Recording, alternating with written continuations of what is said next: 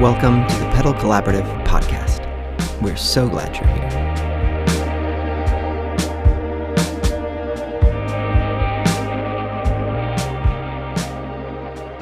Hey, everybody, and welcome back to the Pedal Collaborative podcast. I am your host, Alan, with my snugglebug, Paul. How's it going, guys? I'm Good. snuggling bugs. Oh, yeah, I don't know what that means, but I feel like it's cuddly, and I'll roll with it. You look cuddly. So, Paul, I have a question for you. All right. I'm jumping right into this because ever since we started TPC, I have mostly completely changed my ways and how and why I buy pedals. Minus actually, what was it last year when I got the Walrus 385 Mark II? I needed that for a specific reason. But mostly, we're kind of taking on the approach of influencers, right? We're just like buying stuff for the channel, but also it feeds our desire to try new things, right? Yes. But that's not really how it used to be for me, and I'm kind of forgetting how that went. So can we talk about that? Can we talk about how to choose pedals? Oh, yeah, I love to talk about how to choose pedals. And It's actually funny because I know on our last episode, we talked a bit about reach out to us if you have questions. And we were talking specifically about building presets. But yeah. I would say probably, I'm trying to make sure this is an accurate statement and think if there's anything else in lifetime, because we talked about doing this episode and I didn't actually think about it fully. But I feel like this is probably the number one question I get from other people about guitar pedals, knowing how much I try and love them all, is oh, do I need this? Like that question, which, I mean, if you are a guitar pedal person who is listening to this podcast, there's a good chance that you've said to yourself or to your friends, something comes out from a company, one of the brands you like and you follow, and you think, do I need this? And usually the question in your mind, there's a filter for all of us that goes, yeah, of course I need this. It's a new guitar pedal. But that's the default. Yeah, that's the default mode. I think we've alluded to this before. I think of the two of us historically, and not just the two of us, but amongst most of my friends, I'm as much as I love playing guitar and playing guitar pedals, I'm really, really conservative about my approach to buying new ones. And always have been, because I know for many, many years we have been I'm the balancing act to you, where you're even since the channel, where I'm we don't need that. We have so many we have to record. We can buy that after we finish these other ones. And how many? Right, which is why oftentimes I don't even tell you. I just buy it. That's not even true anymore. That's a lie. You just lied. I bought to the people. I bought the Keeley Germanium Super Fat mod. That's fine. That's fine. Didn't tell you. You did tell me about it. You texted me a picture of it, and you said I just bought this after I bought it. That's okay. That's the first time in 3 years that's happened. So that's not true, but it's the first time it's happened in a while. Yes. But I feel like for me personally, my process is twofold. One, so we have previously this is a belabored point. If it's black, I'm going to buy it. Yep. But hey, actually, you know what? Since we talked about that in earnest at Halloween, I have actually stepped back into more color in my pedalboard. Have you? Yeah. Well, I've got some white. I've got actually, I think it's just black and white. As I say this, it's just black and white. But white's yeah. Yeah, I just realized I was it's not really that much more color. It's just a couple of white I've pedals. bought some black pedals though since. Oh yeah. I think at Halloween I said I don't have any. I bought some. Yeah, I got the Stormtrooper white LVL, and I have the 10th anniversary Gen Loss on my pedalboard again. So I've got some white mixed in there. Right. But for me, the process is kind of twofold, I think. There might be a third parameter here, but it's one, when a pedal comes out, does this pedal do something unique that I can't do with the other pedals I have? Is it a new angle? Is it a completely unique idea? A pedal that I mentioned not liking last episode, but was a unique pedal, was the Chase Bliss Lossy. Yeah. Totally something that I didn't have in my guitar pedal effects. Now, mind you, there is a Good Hertz preset called Lossy that doesn't have all the same features, which I do have. Right. But okay. It was one of those things where I was okay, this is a pedal. There's nothing else I have that does it. So that checks box number one. Sure. Box number two, and it's really simple, is will I actually use this to make music ever? Now, that is something different, as you mentioned, since we started the channel. There are times where I'm like, I might not use this in my personal, but I do want to review it or match it up against something we have, or maybe I want to give it a first sound so people can hear how we would use it, and then make a preset for the LVX because I know it's cool. Yeah.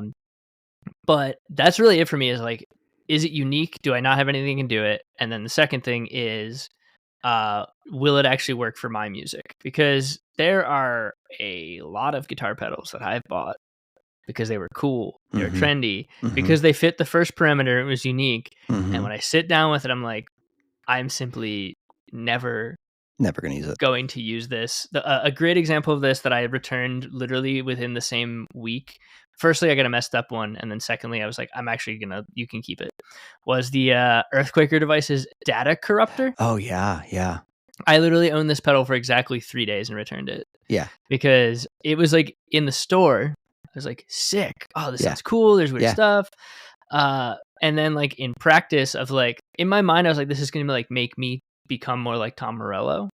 And I just think I have to accept the fact that I don't play like Tom Morello. I appreciate and love his guitar playing and the weird, crazy stuff he does that doesn't even sound like an instrument anymore. You look like Tom Morello. I kind of do sometimes. I'll take this as a compliment. But that I think for me is the biggest factor. And the I guess there's a third, because it's not just does it do something unique, does it fit with my music. The third is like, is it going to be something that's going to sit on a shelf for no reason? That's one I know. A mutual friend of ours like has way too many pedals for the what they want to play. You know what I'm talking about? I do. And is constantly always wanting to buy more pedals that they don't play. And I struggle with that, because I'm just like, hey man, if you like have the same 3 you go to, like you don't need another one.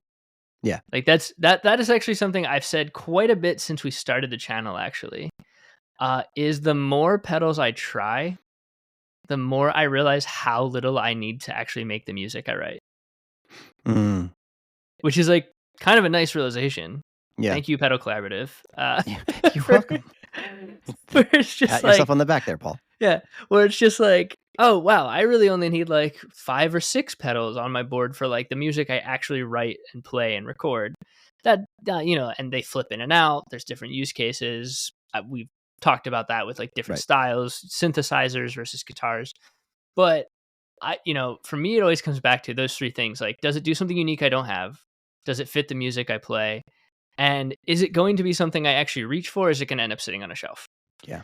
Obviously, some of that last one is a little bit nebulous until you've actually plugged it in. Where I use my lossy example again, where I was like pretty convinced the lossy was going to become something that was core to my sound. And I was like, oh, I just don't need this at all.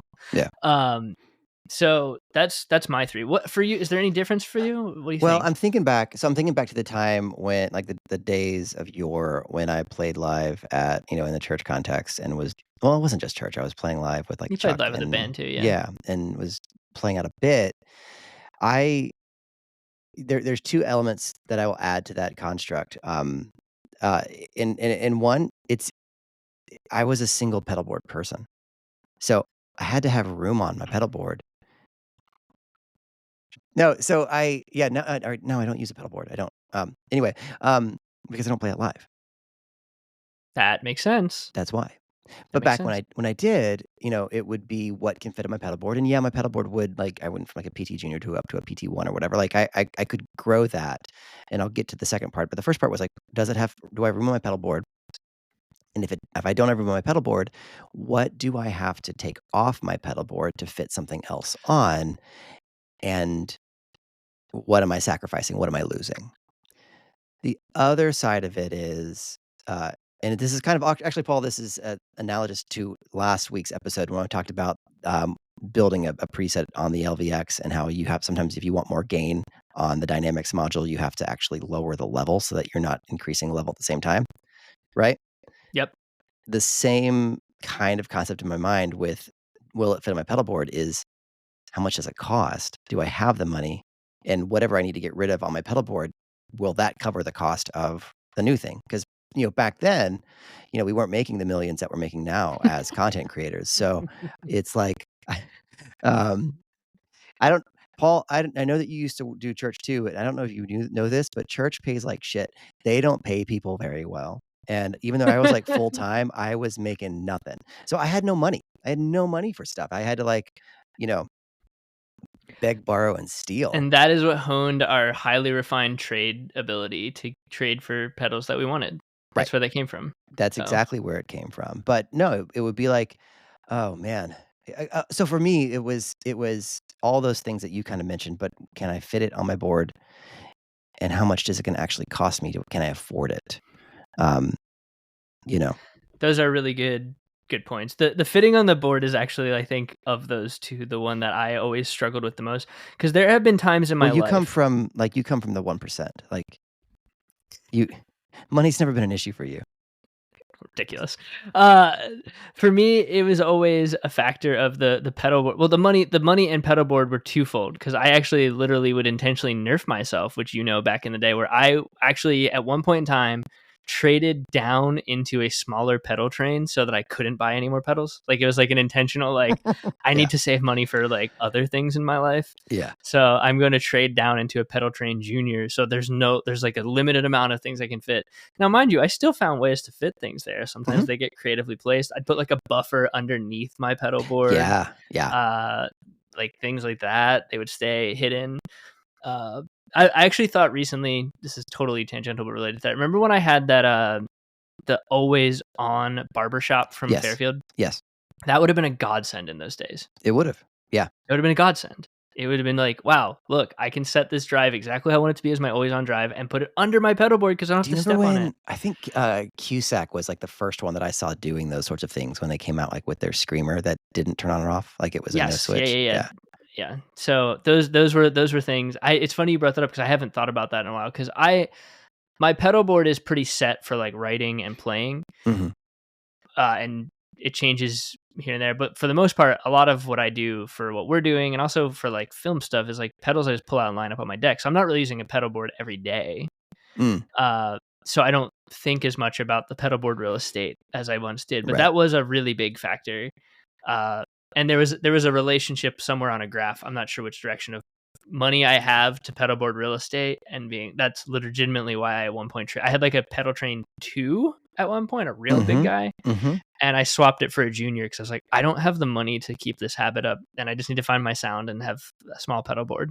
I think at this point Uh, where, you saying that the pedal train 2 is huge, all of our listeners that use pedal train grandes are like laughing at you. I mean, so I don't even know what size I use now, but it's Don't probably you have actually the Fender yeah, I still? think it's smaller. Is it smaller than the It's a pedal little train bit 2 though? smaller than a 2. Yeah, like I still don't use a huge pedal board because Yeah. I for me it's like my formula. I have like two big boxes. So Yeah. okay, here's one more vector. This is not and no one else should take this advice. This is just my neurotic behavior. Okay. But I do also sort of think about like what it looks like aesthetically, which going back to our tone I is the don't know. aesthetic. Okay, hold on. I don't think that that is advice that not everybody should listen to. I think a lot of players aesthetics is a big part of it. And so I think yeah, Well, for so those of don't you not who listen to haven't, this. since Alan actually, I'm actually thinking this through, and I think you're going to have to do this at some point. I don't think you've ever posted on our channel a pedal board picture. I have, because I Yeah, have a you wired have. pedal board usually. Right. Um, I hate the way you wire your pedal board. I'll just Oh tell god, you everyone. hate it. You Yeah, hate it. it's sometimes they're not even fully straight in. The cables aren't tight. It Mm-mm. stresses me out. And it's been a long running joke, to the point of your partner actually asking me if is there anything I can buy him that will help him organize his pedal board, and me saying no, he just needs to do it. Yeah. Like No. he has all the tools to do it. It's I just hate it. No, there's no because I change it all the time. I don't yeah, I do too, but I will sit I will sit and rewire. It's like a ritual for me. I put on headphones, I either listen to music or a podcast, and I spend like a good 45 minutes rewiring and tightening things and cable tying, and it's a whole thing. Mhm. Um, but As long as I I can do so access the switches, I don't care what sort of rat's nest is happening. I know. That's why you're gonna have to, I think you need to post a picture the next time you do wire a board up. Just so Alright. everyone can hear it. But or find an old one and post it with this episode. But what I was saying though with that is I do think about, like, I don't like to have more than 2 big boxes on my board at any given time. Okay. That's like an official. You are like clearly not a current House of Worship player. Well, because I feel like once I go over that, it becomes like one. It's like I need a MIDI switcher then. If I have over that, I need a MIDI switcher, which I don't like to play with a MIDI switcher because I like to be pretty simple with like I know what I'm clicking and how it works. Right. And then two, it just visually looks like a nightmare to me. And I like don't like having like there have been times where I've had like a timeline, a big sky, and a stomp on a board, and I instantly am like, something needs to go. I need to have a simpler reverb, or I need to figure out something else. It just can't work. And I actually don't even for at home playing. My Universal Audio Dream, which is not a big box, but it's an amp sim that actually lives on my desk and not on my pedal board. Because I don't want it to be on my pedal board taking up real estate and looking like it's not something I have to like click very often. I sometimes will use like the second snapshot for like a boost, but it's like I can hit that with my hand real quick if I need to. Right. So okay, going back then to before we're like just ranting about things. Another thing that like I thought that's what we were doing. That's all actually all we do. That's all this podcast is ranting. Man, I can't wait to get Addison on. And we're gonna do an episode about things we hate about pedals. And I mean, he's just gonna. He always apologizes to me after we talk because he's like, "I'm sorry, I was on my soapbox." So is this the guy that has the issue with like the slight delay and switching on the LVX? Yeah, yeah. I can't wait to meet him. He seems like we'll get along. Oh, you'll love him. Anyway, so there would also be times like where I would, when I was playing, if there was a sound that I knew I was missing, and whether, because oftentimes too, like a lot of times in House of Worship stuff, you're trying to emulate what the recordings are doing. So if it's like, oh, well, I need X kind of delay, and I couldn't get that from like a timeline, then if you can get it from a timeline, you were doing something wrong. It's an opinion I have, but anyhow. Wow. Okay. Thanks for listening, everybody. It's been a great week. The Pedal Collaborative has been a good run. This is our last official anything. I know what you're getting at. Continue. Sorry, I just had to make the statement. It was a fun goof moment. I was like, I can do this. I'm doing this. I'm doing this. Yeah, I mean, it would be like if now I feel like I don't want to talk about delays, but no, if it was a delay that I couldn't get out of the timeline, or I wanted to get a double delay, like a secondary delay to feed into the timeline, because the dual mod didn't do what I wanted. Okay, that is a thing you can't do. You need a second one. You need a second one. I'll give you that one. You need more control of your second delay. You can't do it that way. Right. So it would be a matter of like, okay, what can I get to make that sound? Which I had referenced earlier, me buying the Walrus 385. It was because I had a small pedal board. That was like the last time that I was doing anything live with my electric, and I wanted a second channel amp type thing, and I was going through an amp sim, so the Walrus 385 fit the bill because it kind of gave me what I wanted. It kind of gave me that second channel, the second channel stage. Yep. So, no, that's a good one. It's funny actually. Maybe I'll save this for one of our episodes with like one of the Hillsong guys or something. But I actually looked back at pedal boards of mine in the past because I was on a Google Photos hole looking for something entirely different the other day. Okay. And then I found myself deep diving and I came across a few pedal boards. So for me, House of Worship time trying to emulate a lot of sounds. Yeah. I noticed that there's a trend line for me. So I like a timeline was on my board for like most of that time, which could do, as I cheekily just said, it could do like basically anything you needed it to. If you were really struggling with another sound, it would be something like a dual delay sound where you need and for me, I always had like a Boss DD series right next to it for like boom, boom, and sync it with my Altoids tap tempo. Remember that guy? Mouth noises just now. Remember the tap tempo Altoids 10 I had? Yeah. So that was always there for me. And I had like a reverb that I often would not use live because it would wash out the PA system, which we talked about with James. Right. So it'd be like mainly delay was part of the sound. I actually had like 4 or 5 overdrives on my pedal board most of the time back then because they did a lot of that tone shaping that could cover more ground in ways that like if you had a really big workstation to light the timeline and you had like a reverb that could give you like a touch here and there, that was like most of my boards actually were like a ton of overdrive stages for like, and they were mix and match of like, oh, if I'm doing this clon style, it's going with this blues breaker. This tube screamer is going with this pedal up here. And I didn't realize how much overdrive I used. Yeah. Like honestly went through a lot of those for that season. And I still do. I feel like I in my head I'm like, oh, I've had a ton of delay pedals, but it's like, no, overdrive was the one that like I was always seeking to match tones that way because it's like, well, it's a big part of the tone. It's well, it the is overdriven tone that goes into everything else. Right. So, well, anyhow, we digress. I love it. You digressed, and that's great. Thank you for answering my questions and helping me get back to that thought and remembering what it was like to buy pedals for playing purposes. Yeah, not just for I mean, I feel like you've said it on here before. It's like you actually play guitar. I just am an influencer. That's what you always say. You've said that to me at least on the phone. I don't know if you've said it on here. I don't know if I said it because I think it's totally tongue in cheek that you still play. I still play, and honestly, the channel is a great way. It feeds gas. It feeds my gas, and I will say now you can definitely like sit down and listen to both of us have like sort of our ways we play. But it feeds gas, but also it feels like innovation in our playing because I feel like we don't want to play the same thing every video. Yeah. I feel like that's like sometimes I'll like think of like, let me play in like a different scale or like a different key because I'm tired of playing the same thing that I played on the last demo video or whatever. On the BL13 video, I asked myself, what would Paul play? Oh. And you also complimented my chords on the Clone Wars like several weeks. I really liked those chords. I was like, Here, wow. I'll show you them after this episode so you can look at them. Okay.